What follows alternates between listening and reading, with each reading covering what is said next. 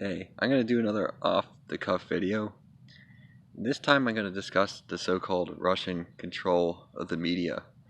Now, uh, monopolization is a little bit beyond the scope of this video, but there's not that many news media organizations through cable television and newspaper in America, and basically nobody is accusing Russians of actually fixing the voting machines. What they're saying is that they disseminated information and it had influence, but I mean, shouldn't we be able to see all the views available and then determine our views based on seeing all the views available?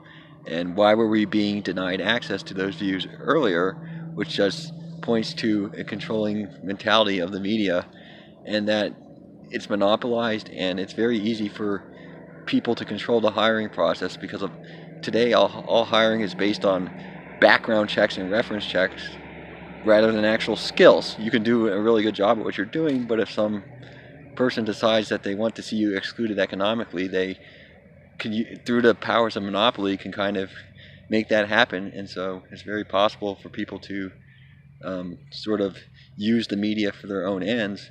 And if Russians using social media and so forth gave people alternative viewpoints, and that alternative viewpoints had an effect, like, I don't think that's meddling. I think that's kind of like liberating people from the media that's always never given them all the viewpoints from the beginning. And it's ridiculous to say that various people, whether you agree with them or you don't, should be taken down from the social media sites like Alex Jones.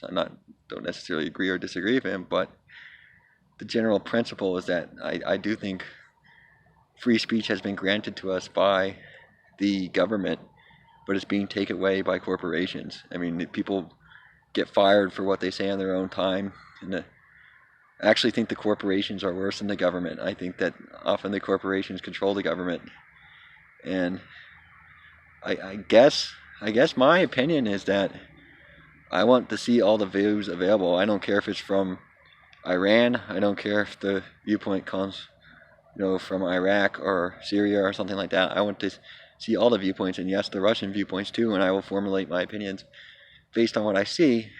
I really don't have a lot of sympathy for people who say that that's meddling. I think we were being held back earlier. So that's my opinion on that.